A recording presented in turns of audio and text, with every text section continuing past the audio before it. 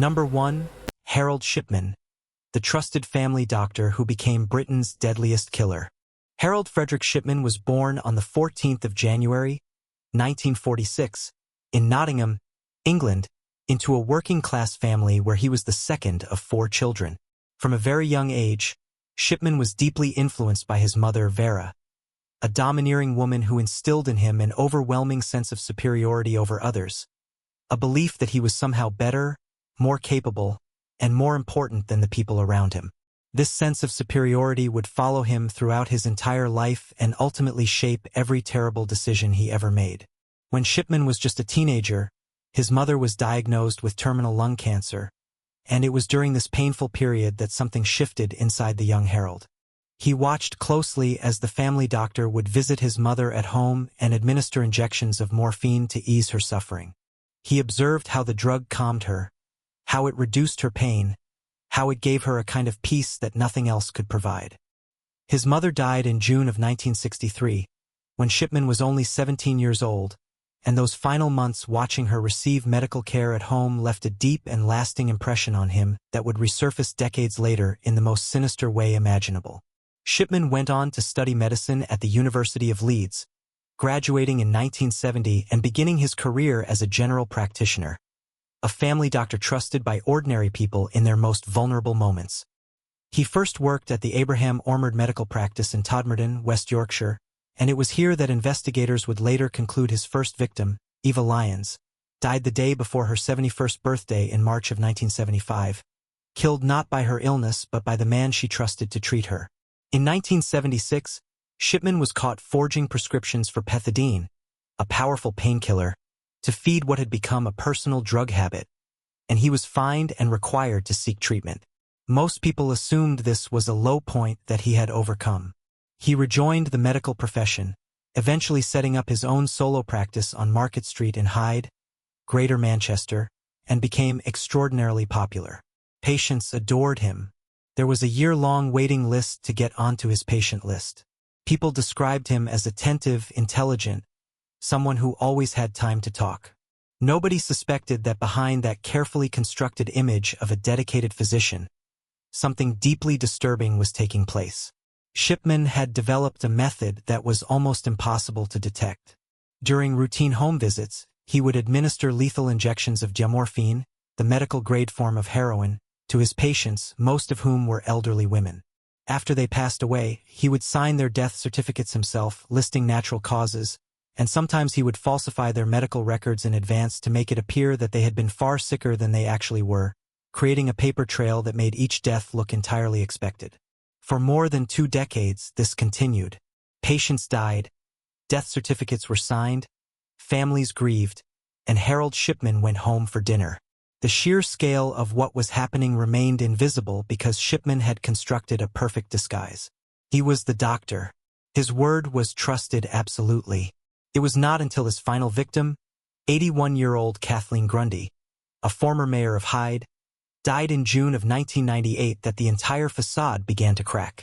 Kathleen Grundy's daughter, Angela Woodruff, herself a solicitor, was contacted by a law firm she had never heard of, presenting a will that supposedly belonged to her mother.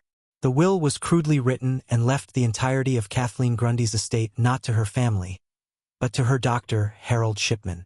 Angela immediately suspected something was wrong. She contacted the police, and investigators began looking into Shipman's background. Kathleen Grundy's body was exhumed, and toxicology tests revealed a fatal dose of diamorphine in her system at the time of her death, a dose far beyond anything that could be explained by legitimate medical treatment. Police then began the painstaking process of examining Shipman's patient records going back years, and what they found was staggering. The pattern of deaths among his patients was so far above the statistical norm for any other practice that it was impossible to explain by chance. Shipman was arrested on the 7th of September, 1998, and charged with 15 counts of murder. His trial opened in October of 1999 at Preston Crown Court before Mr. Justice Forbes. The prosecution presented medical evidence, toxicology reports, testimony from bereaved families who described the circumstances of their loved ones' final hours, and experts who explained in precise detail how the deaths had occurred. Shipman sat throughout the proceedings with almost no visible emotion, maintaining his innocence to the very end, never showing a trace of remorse, never acknowledging the scale of what he had done. On the 31st of January, 2000, the jury returned unanimous guilty verdicts on all 15 counts of murder and 1 count of forgery related to Kathleen Grundy's will. Mr. Justice Forbes sentenced Shipman to 15 concurrent life sentences with a whole life tariff, meaning he would never be released, and told him from the bench that each of his victims had smiled and thanked him as he attended to them, making the betrayal all the more profound. The judge broke with convention and stated openly in court that his recommendation would be that Shipman spend the remainder of his days in prison, a declaration almost without precedent in British legal history. Shipman was transferred to HM Prison Wakefield, a high-security facility known informally among those familiar with the justice system as Monster Mansion. He never spoke publicly about his crimes, never explained his motives, and never cooperated with any investigation. On the 13th of January 2004, one day before what would have been his 58th birthday, Harold Shipman was found dead in his cell, having taken his own life. The government subsequently ordered a full public inquiry chaired by Dame Janet Smith, which produced a 6-volume report known as the Shipman Inquiry. That inquiry concluded that Shipman had killed an estimated 250 patients over a period spanning from 1971 to 1998, making him the most prolific serial killer in British history and one of the most prolific in recorded human history. The inquiry also led to sweeping reforms in the way death certificates are issued in the United Kingdom, how controlled drugs are monitored in general practice, and how the conduct of doctors is overseen, meaning that the legacy of Harold Shipman's crimes lives on not only in the grief of hundreds of families but in the fundamental restructuring of medical oversight across an entire nation. Number 2. Michael Swango, the doctor who poisoned his way across 2 continents. Joseph Michael Swango was born on the 21st of October, 1954, in Tacoma, Washington, and grew up in Quincy, Illinois, the second of 3 children. His father was a decorated United States Army officer and Vietnam War veteran who, by accounts from those who knew the family, was a difficult and emotionally distant presence in the home, a man who reportedly spoke casually about combat in ways that normalized a callousness toward human suffering. From his earliest years, Swango showed signs of a mind that worked differently from those around him. He was brilliant academically, becoming his high school class valedictorian, and he possessed the kind of polished, confident charm that made people trust him almost immediately. After 2 years of college, he enlisted in the Marines, then returned to civilian life and pursued medicine, enrolling at Southern Illinois University School of Medicine. It was here, during his medical training, that the first whispers of concern began to circulate among his classmates. They noticed that Swango kept a scrapbook filled with photographs and clippings of disasters, accidents, and scenes of mass suffering, not as any kind of academic reference but apparently as a collection he found personally compelling. His medical knowledge was also, by the assessment of many who observed him, surprisingly deficient for someone at his level of training.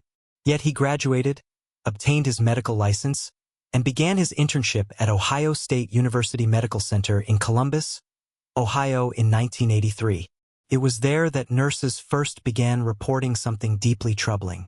Patients under Swango's care were experiencing sudden, unexplained deteriorations that medical logic could not account for. Nurses reported seeing him enter patient rooms and then watching patients decline rapidly and mysteriously shortly afterward. Their concerns were raised internally, investigations were conducted, and then quietly dropped. The hospital, facing the unimaginable conclusion that one of their own physicians was harming patients, chose institutional protection over patient safety. One of the patients who died during this period was Cynthia N. McGee, a 19-year-old gymnast who had been admitted to Ohio State after a car accident and was recovering well. She died suddenly and without adequate medical explanation on the 14th of January, 1984, while under Swango's care. It would be many years before the truth of what happened to her was confirmed. After his internship, Swango moved to Quincy, Illinois, and began working as a paramedic while applying for residency positions elsewhere. In 1985, his co-workers at the Adams County Ambulance Corps began falling seriously ill after consuming food and drinks that Swango had brought to the workplace. Investigators found arsenic and ant poison in the substances he had provided. Swango was arrested and charged with aggravated battery. He was convicted and sentenced to 5 years in prison, though he was released after serving just 2 years on good behavior. The sentence was a misdemeanor-level consequence for something that investigators were already beginning to suspect was part of a much darker pattern. Upon his release in 1987, Swango did something that should have been impossible. He forged his criminal record, changing documentation to describe his conviction as a minor altercation rather than a poisoning case, and used these falsified documents to obtain medical positions at multiple hospitals across the United States. He worked in Virginia, in New York at the Veterans Affairs Hospital in Northport on Long Island, and attempted to work in other states as well. At each location, patients under his care experienced unexpected deaths that puzzled colleagues and raised concerns that were never fully acted upon. In 1993, 3 patients at the Northport VA hospital died under circumstances that would later be determined to be homicides. They were Thomas Samarco, George Ciano, and Aldo Sarini, all elderly men who had come to the hospital seeking treatment and who left in coffins after Swango administered toxic substances to them. By 1995, Swango had moved to Zimbabwe in southern Africa, where he obtained a medical position at a rural hospital by presenting his falsified credentials. Nurses at the hospital grew alarmed as patients died repeatedly and inexplicably while under his care, and local investigations were launched. Swango used legal channels, including filing a wrongful dismissal lawsuit, to buy himself time and credibility while the bodies continued to accumulate. He was eventually connected to the suspicious deaths of at least 5 patients in Zimbabwe, with investigators believing the actual number was higher. In June of 1997, Swango returned to the United States to catch a flight to Saudi Arabia, where he had secured another medical position.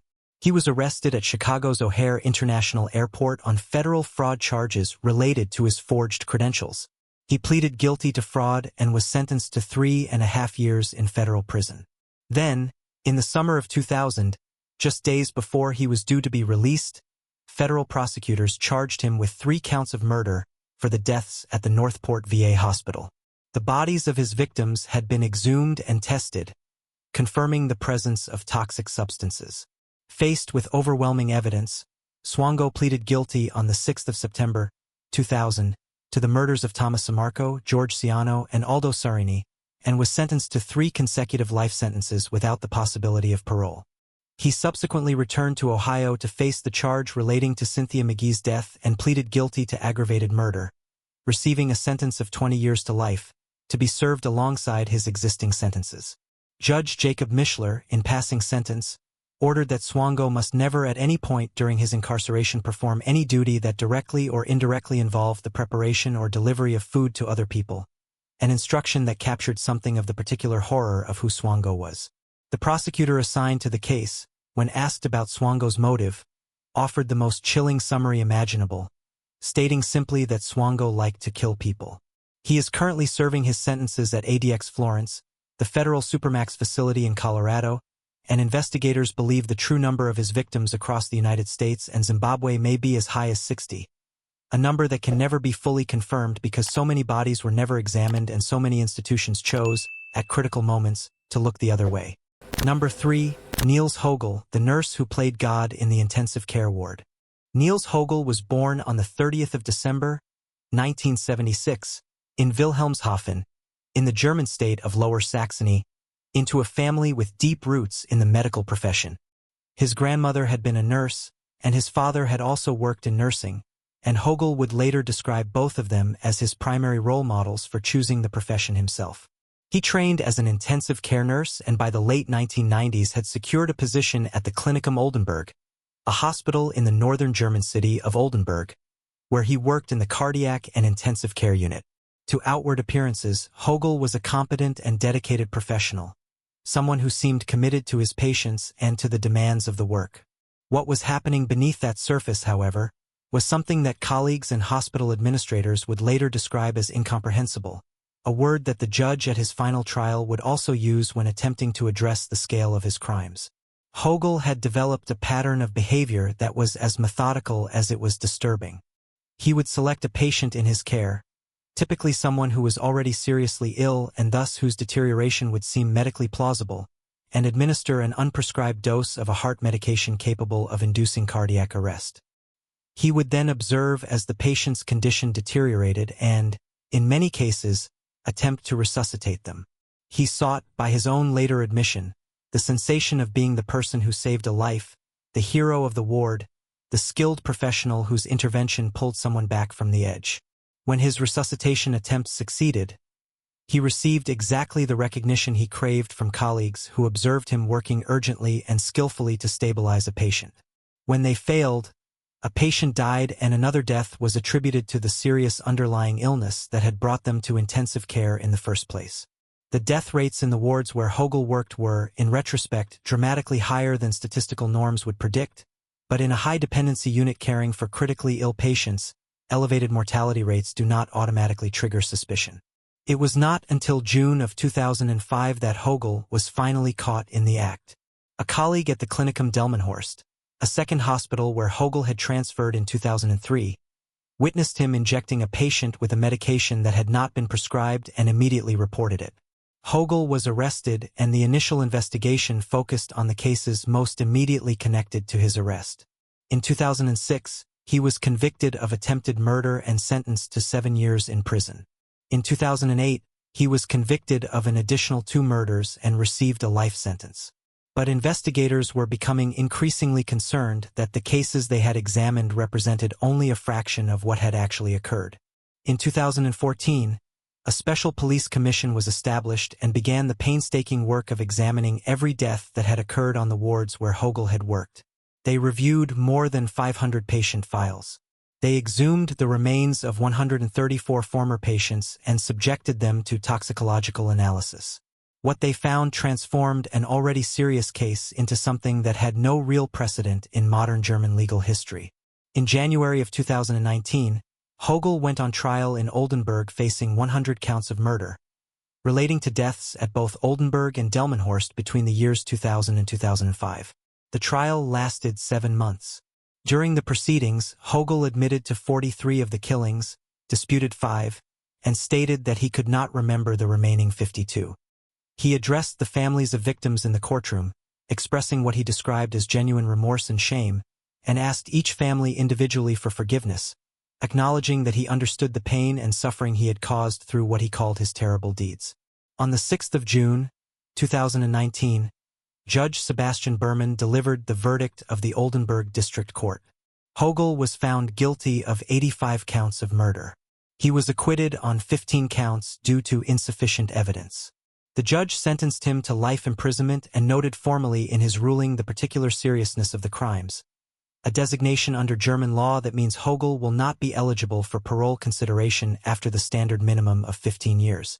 Standing before the court to deliver the sentence, Judge Berman addressed Högel directly and told him that his guilt was unimaginable and that the human mind struggled to take in the sheer scale of what he had done.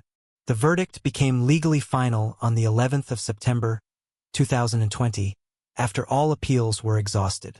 Investigators noted that the true number of victims would likely never be known with certainty, because a significant number of patients who had died while in Högel's care had been cremated before any toxicological testing was possible, meaning that evidence of what had happened to them was gone forever.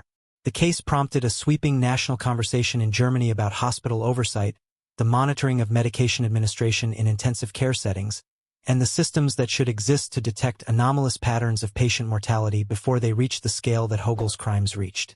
He remains incarcerated and is considered Germany's most prolific serial killer in the post-war era. Number 4. Christopher Duntsch, the surgeon whose operating room became a place of ruin. Christopher Duntsch was born in the 1970s and grew up to become a neurosurgeon with an impressive academic record on paper, holding both a medical degree and a doctorate in cell biology, credentials that opened doors for him at major medical institutions across the Dallas-Fort Worth area of Texas. From the outside, Duntsch appeared to be everything a surgical career required: educated, confident, articulate, and self-assured. In communications with colleagues and employers, he projected an image of exceptional ability. In a now infamous email written to a girlfriend in 2011, which would later be read aloud by prosecutors at his criminal trial, Duntsch described himself as a god and stated that he was going to become a cold-blooded killer. Those who read the email at the time apparently dismissed it as the bluster of a man with an inflated ego. It was not bluster, Between 2011 and 2013, Duntsch performed spinal surgeries on 38 patients at 4 different hospitals in the Dallas metropolitan area.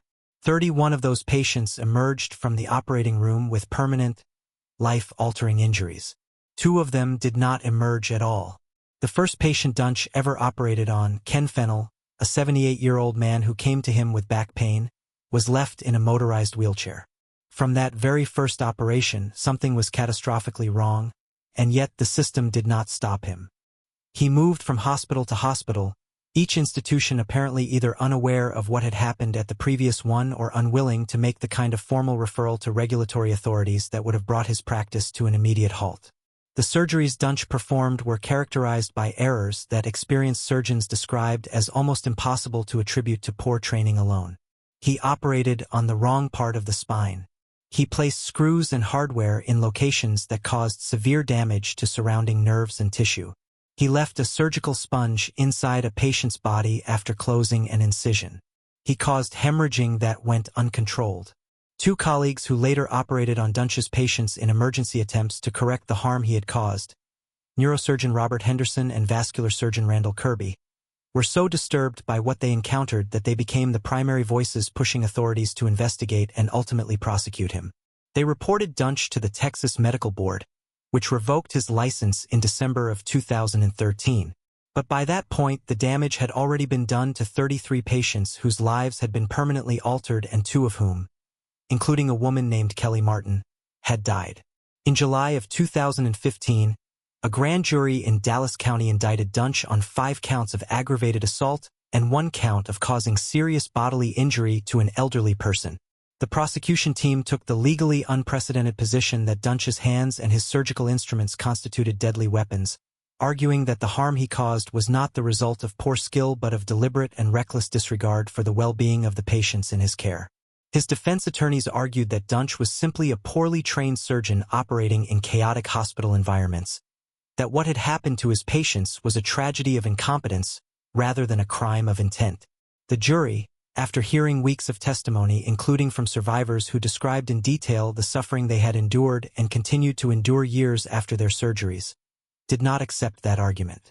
On the 14th of February, 2017, Christopher Duntsch was found guilty of first-degree felony injury to an elderly person in relation to the surgery he performed on Mary Efford, a 71-year-old woman who had come to him seeking relief from chronic back pain and who woke from surgery screaming in agony and ultimately required a wheelchair for the rest of her life. The jury deliberated for approximately 1 hour before returning a guilty verdict. The sentencing phase took similarly little time. Duntsch was sentenced to life in prison, becoming the first surgeon in United States history to be criminally convicted and sentenced to life for conduct in the operating room. Dallas County District Attorney Faith Johnson described the verdict as historic. The case was subsequently turned into a widely listened to podcast and a television miniseries, both titled Dr. Death, drawing national attention to the systemic failures that allowed Duntsch to continue operating long after the pattern of harm he was causing should have triggered intervention. He is currently held in the Texas Department of Corrections, with a parole eligibility date listed as July 20th, 2045. Number 5. Marcel Petiot, the Doctor of Death in Nazi-occupied Paris. Marcel André Henri Félix Petiot was born on the 17th of January, 1897, in Auxerre in north-central France, into a family of modest means. From childhood, Petiot displayed characteristics that would define his entire life: a penetrating intelligence paired with a complete absence of moral restraint, and a talent for persuasion that allowed him to move through social situations with almost theatrical ease. He served in the First World War, during which he suffered a wound and was also treated for psychological disturbances, and after the war he obtained his medical degree in 1921 and began practicing medicine in the town of Villeneuve-sur-Yonne. He built a reputation as an attentive and capable physician, and in 1926 he was elected mayor of the town, a position of considerable local trust and authority. His personal conduct, however, was consistently at odds with the respectability of his professional position. He was convicted of fraud, accused in connection with the suspicious death of a patient, and removed from the mayoral position twice before eventually relocating to Paris in 1933. In Paris, Petiot established a thriving medical practice and became known in his neighborhood as a doctor who was accessible, affordable, and willing to assist patients with requests that went beyond ordinary medical care, including providing prescriptions and services outside the strict limits of the law. He accumulated a comfortable income and a wide circle of acquaintances across the city's social landscape. When Germany invaded France and the Nazi occupation of Paris began in 1940, the city was transformed. Fear pervaded daily life. Jewish residents and others considered enemies of the occupation were in immediate and mortal danger. Many sought desperately to flee the country and reach safety in neutral nations or in the Americas. It was into this atmosphere of desperation that Marcel Petiot introduced his scheme. Operating under the alias Dr. Eugene, Petiot presented himself to people seeking escape as a member of a secret underground network with the ability to move individuals safely out of occupied France to South America, specifically Argentina, via Portugal. He charged substantial fees for this service, sometimes the equivalent of tens of thousands of francs, and required that his clients bring all of their valuables, cash, and portable assets, since they would supposedly need these resources to establish new lives abroad. Clients were directed to a property Petiot controlled at 21 Rue Lesueur in the fashionable 16th arrondissement of Paris. There, Petiot informed them they would need to receive a medical injection, a vaccination supposedly required for entry into South America. He administered these injections himself, using his medical credentials and his practiced air of trustworthy professionalism to ensure that his clients accepted the procedure without fear. The injections contained poison. After his clients lost consciousness and died, Petiot took possession of everything they had brought with them, stripped them of their remaining valuables, and disposed of their remains. He constructed a soundproofed room in the basement of the Rue Lesueur property and installed an incinerator specifically for the disposal of bodies. For nearly 4 years, people walked into 21 Rue Lesueur and were never seen again by their families.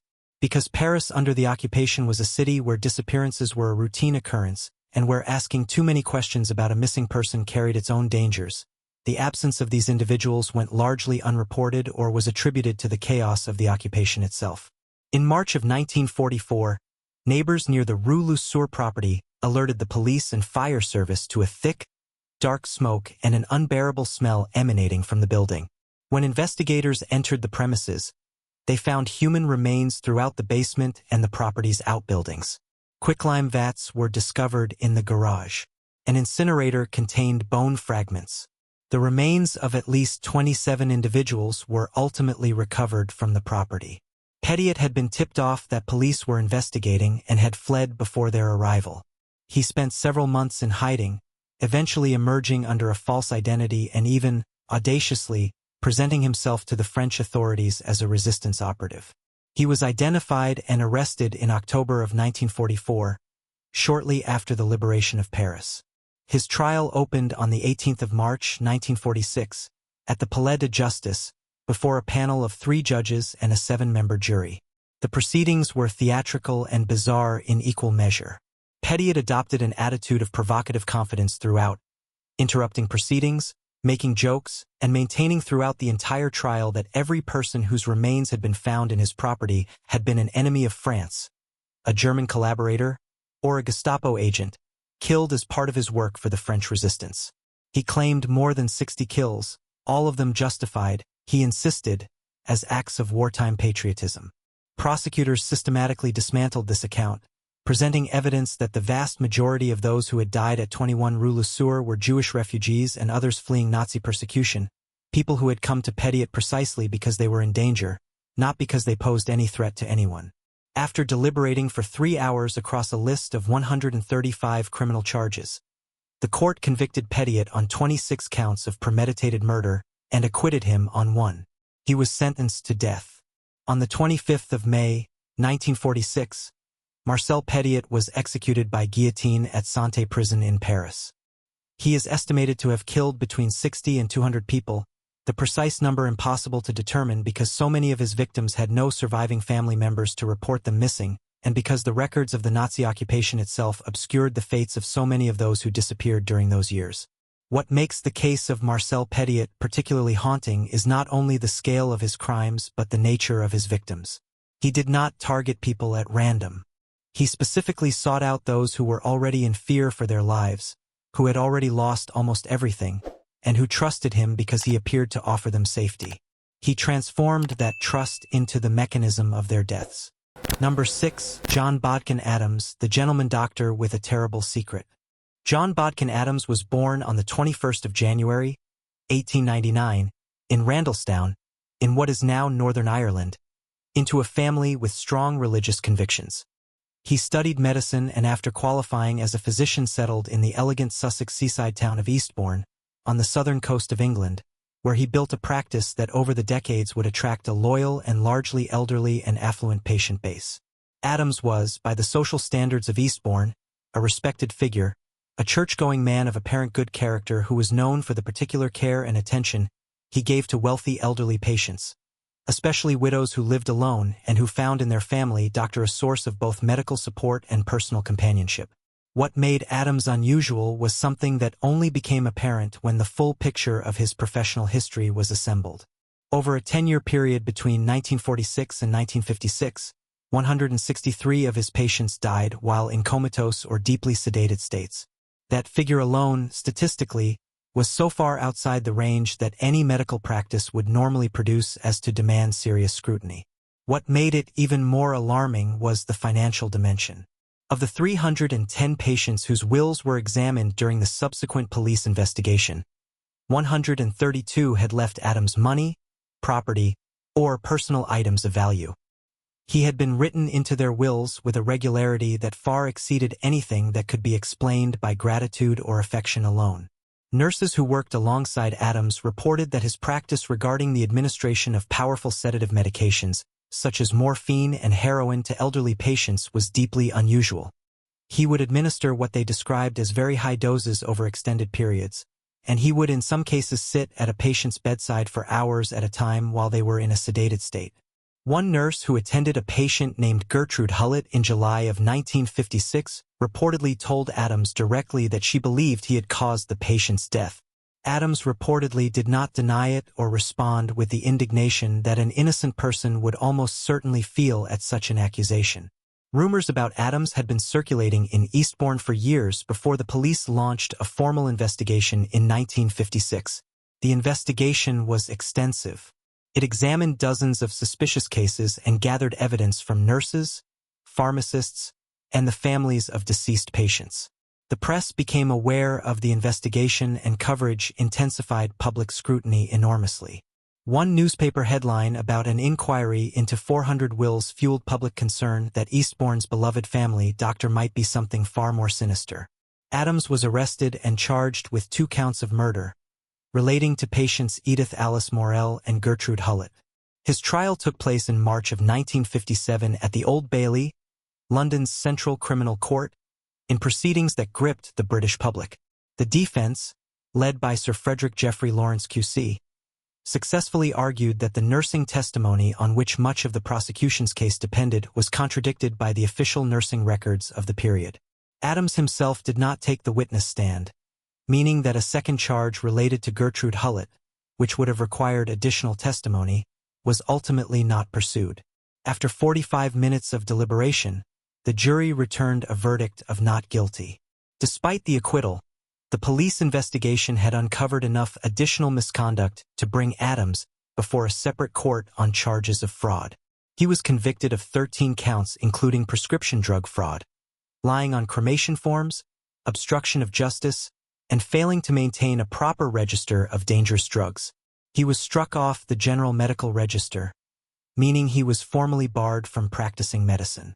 He was reinstated in 1961 and spent the remainder of his life in Eastbourne, where opinion about him remained sharply divided.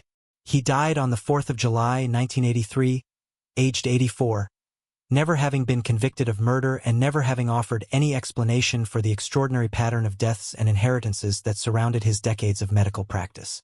Investigators and legal historians who have examined the case in the years since have concluded almost unanimously that the prosecution in 1957 was brought before the evidence was fully ready, and that Adams almost certainly caused the deaths of multiple patients for financial gain. His case is now widely regarded as a direct historical predecessor to that of Harold Shipman, a warning that went unheeded for decades, and the systemic failures it exposed in the oversight of general practitioners contributed, at least in part, to the regulatory gaps that would later allow Shipman to operate undetected for nearly 30 years. Number 7. Jayant Patel, the surgeon who crossed continents to keep operating. Jayant Patel was born in India in 1950 and obtained his medical degree from a medical college in Jamnagar before immigrating to the United States, where he completed a residency in New York and obtained a license to practice medicine in New York State in 1980. From the earliest stages of his career, Patel attracted concerns about the quality of his surgical work, concerns that were documented, investigated, and then allowed to fade without the consequences that should have followed. In 1984, the New York State Board of Medical Examiners placed Patel on probation and found him guilty of gross negligence and incompetence in relation to surgeries he had performed in the state. Further violations followed, and by the early 1990s Patel had been permanently barred in New York from performing certain types of surgery, including surgery on the liver, pancreas, and bile ducts. He had also been placed on probation in the state of Oregon, where he had obtained a second medical license. These restrictions and disciplinary findings were entered into a national database maintained specifically to allow healthcare institutions across the United States to make informed decisions about the physicians they hired. In 2003, Jayant Patel was appointed Director of Surgery at the Bundaberg Base Hospital in Queensland, Australia. He had not disclosed his disciplinary history to his Australian employers, and the hiring process did not uncover it. It was a failure of due diligence with consequences that would prove devastating for the patients who came to Bundaberg seeking surgical care. Over the 2 years that Patel worked at Bundaberg Base Hospital, a pattern emerged that staff members observed but were initially unable to translate into formal action. Patients who underwent surgery performed by Patel experienced complications at a rate that was troubling to the nursing staff and to other physicians at the hospital. Operations were performed that seemed, in retrospect, medically unnecessary. Patients were subjected to procedures for which Patel had been specifically barred in the United States. Diagnoses were incorrect, techniques were outdated, and the results were often catastrophic. A government inquiry would later conclude that Patel may have directly contributed to as many as 13 patient deaths during his time at Bundaberg. 3 of those deaths became the basis of criminal charges. Mervyn Morris, a patient who had a benign cyst, underwent surgery in which Patel removed his bowel entirely, a procedure that was medically unjustifiable given the diagnosis and that contributed directly to Morris's death. James Phillips and Gerardus Kemps also died after operations performed by Patel that prosecutors described as wrong surgeries performed on wrong patients by a surgeon driven by what they called a toxic ego, a need to demonstrate ability that had no grounding in actual surgical competence. A 4th patient, Ian Vowles, survived but suffered grievous bodily harm as a result of Patel's intervention. The story became public after media reports in 2005 drew attention to the pattern of deaths and complications at Bundaberg, and the resulting scandal prompted a major government inquiry in Queensland that documented the full extent of the harm Patel had caused. He left Australia in 2005 as the scrutiny intensified and returned to his home in Portland, Oregon. Australian authorities sought his extradition, and in 2008 he was arrested by the FBI at his home and extradited to Queensland to stand trial. His trial lasted 15 weeks. Prosecutors described Patel to the jury as a bad surgeon motivated by ego who had caused deaths and injuries by performing the wrong operations. After 6.5 days of deliberation, the jury returned guilty verdicts on all 4 charges.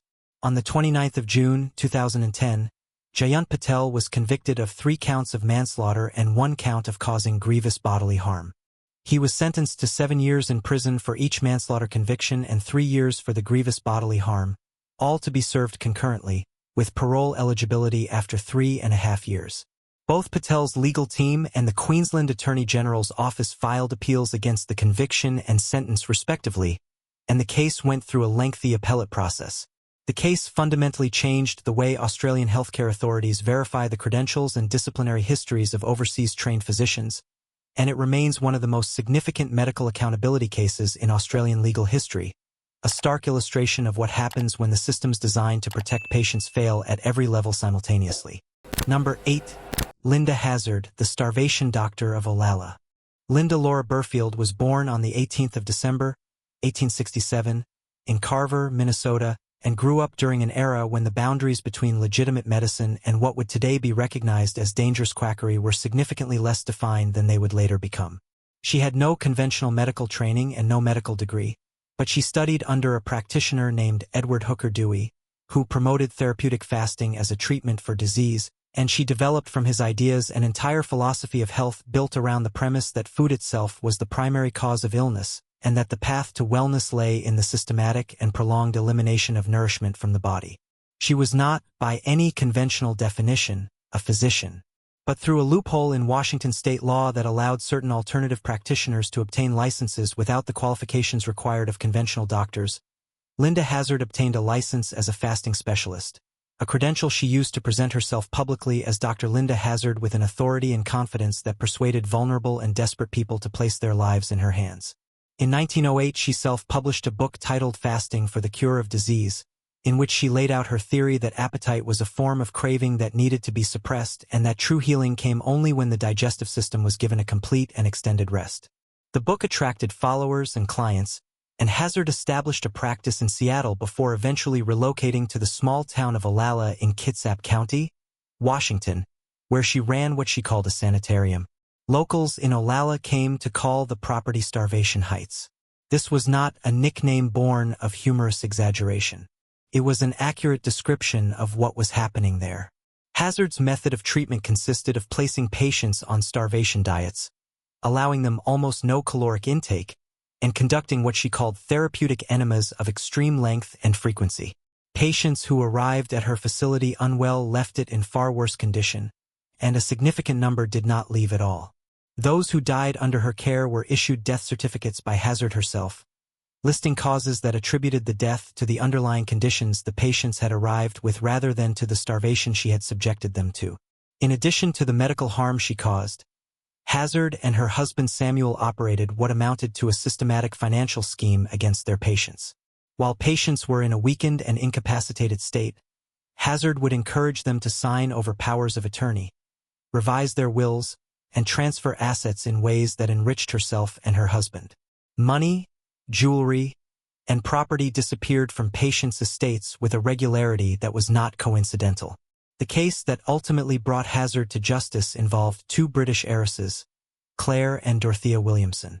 The sisters had read about Hazzard's methods in a newspaper advertisement while staying in Victoria, British Columbia, and had sought her out for treatment of relatively minor ailments. By the time a family friend and British consular official named John Herbert arrived at the Hazzard Sanitarium after receiving a concerned letter from Dorothea, the transformation he witnessed was shocking. Claire Williamson had deteriorated so severely that she died on the 29th of July, 1911, weighing approximately 50 pounds. Dorothea was found in a state of extreme physical debilitation but was alive and was removed from the facility by Herbert's intervention. The Hazzard household had already begun the process of controlling the sisters' finances and personal assets. Investigators established that Hazzard had appropriated the sisters' money, jewelry, and possessions while they were in her care. On the 15th of August 1911, Linda Hazzard was arrested and charged with first-degree murder in connection with the death of Claire Williamson. Her trial opened in January of 1912 in the courthouse at Port Orchard in Kitsap County. The prosecution presented testimony from nurses who had worked at the sanitarium and who described in precise detail the treatment the Williamson sisters and other patients had received. The jury heard about the financial exploitation that accompanied the medical harm and about the pattern of deaths that had preceded Claire Williamson's. The prosecutor described Hazzard as a financial starvationist, arguing that her method of treatment was inseparable from her method of theft. Hazzard maintained throughout the trial that starvation had never caused the death of any patient and that all who had died under her care had succumbed to the illnesses that had brought them to her in the first place. The jury did not accept this argument. She was convicted of manslaughter, and on the 4th of February 1912, she was sentenced to 2 to 20 years of hard labor at the Washington State Penitentiary in Walla Walla. She was paroled in 1915 and pardoned in 1916, and by 1920 she had returned to Olalla and constructed an expanded sanitarium on the same property, continuing to practice her methods as though the conviction had never happened, now operating under the description of a school of health since her medical license had been revoked. The facility burned down in 1935. Linda Hazzard died on the 24th of June, 1938, aged 70, having embarked on one of her own fasting cures when she felt unwell. She died from the very method she had used to kill at least a dozen of the patients who had trusted her with their lives.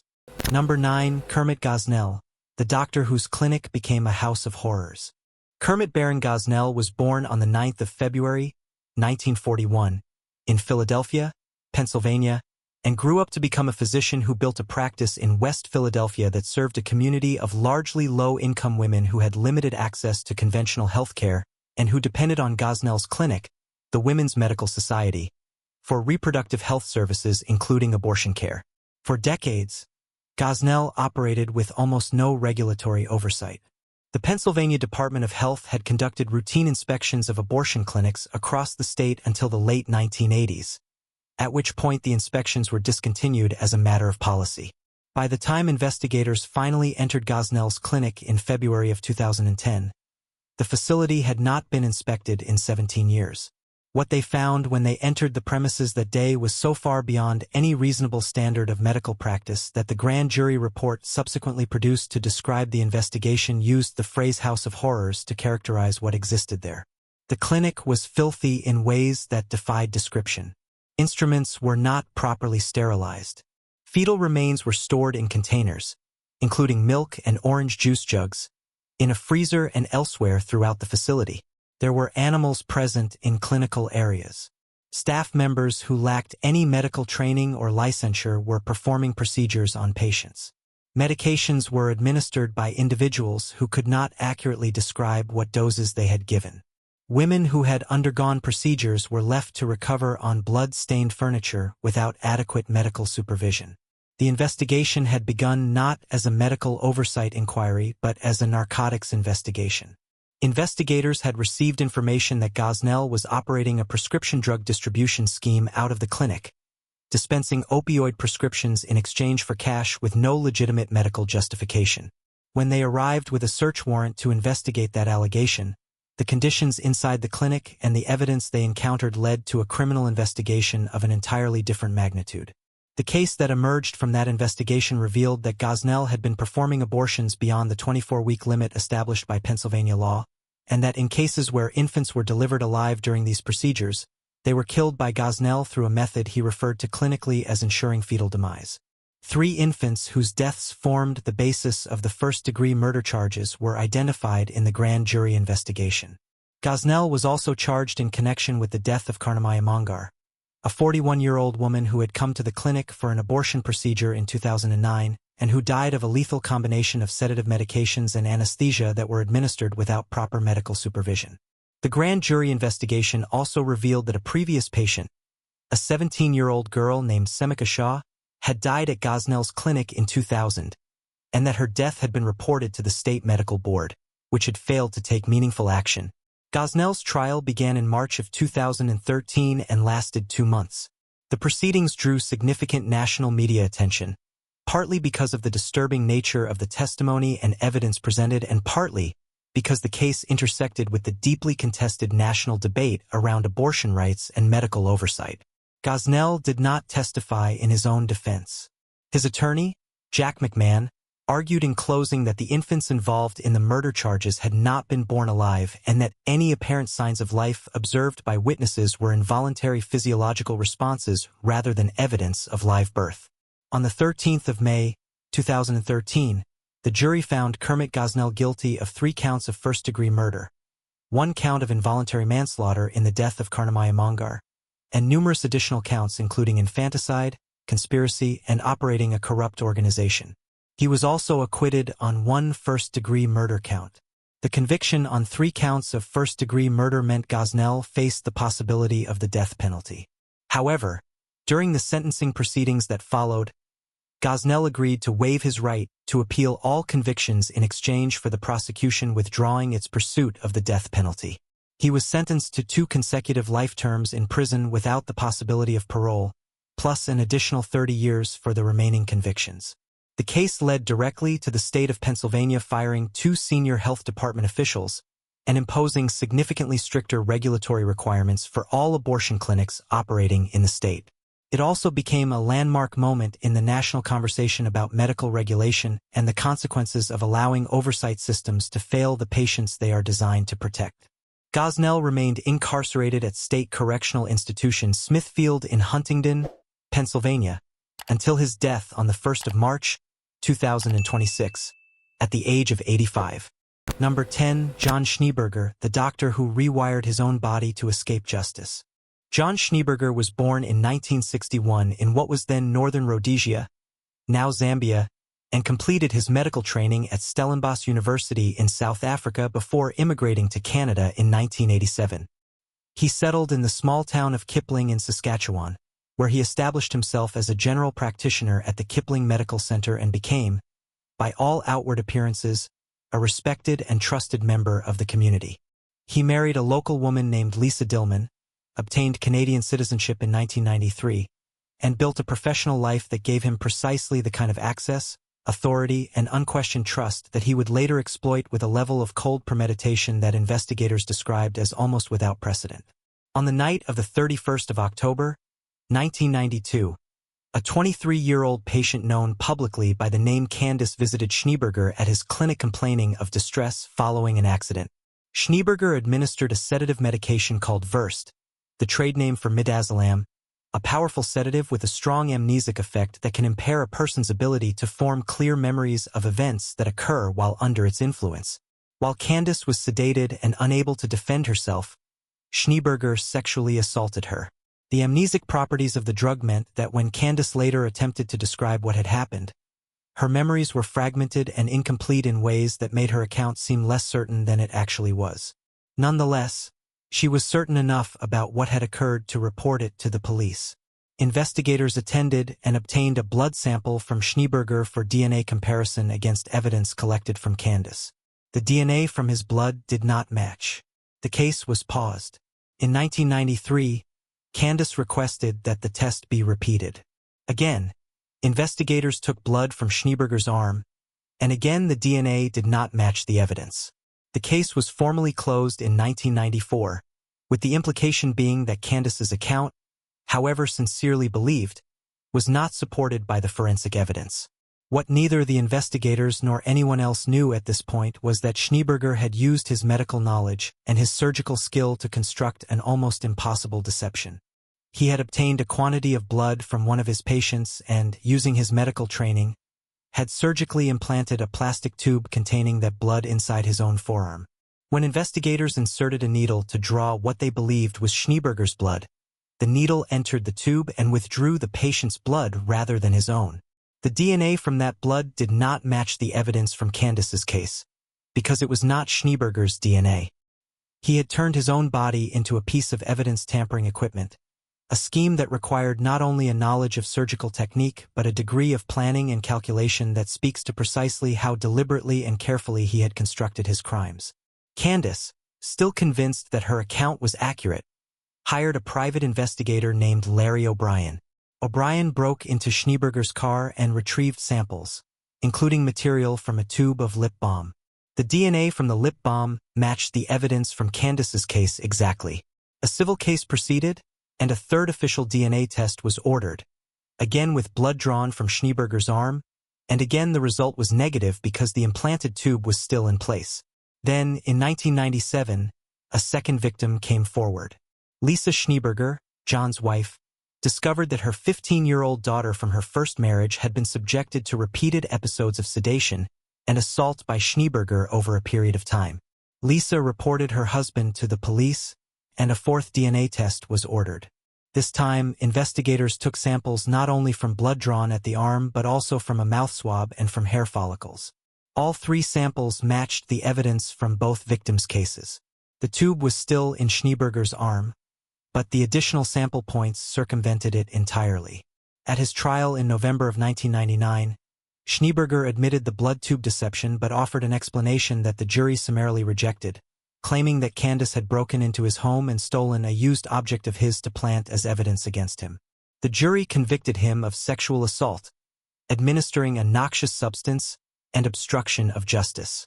He was sentenced to 6 years in prison, a term that many observers at the time felt was dramatically insufficient given the premeditation involved and the number of victims affected. He was released after serving 4 years and ordered deported. He was subsequently returned to Zambia and is reported to have worked as a physician in southern Africa after his deportation, a fact that generated considerable public concern about the cross-border monitoring of physicians with serious criminal convictions. The Schneeberger case has since become a landmark reference point in forensic science education and in discussions of DNA evidence integrity, illustrating with painful clarity that even the most scientifically rigorous evidence-gathering procedures are only as reliable as the integrity of the individuals from whom samples are taken.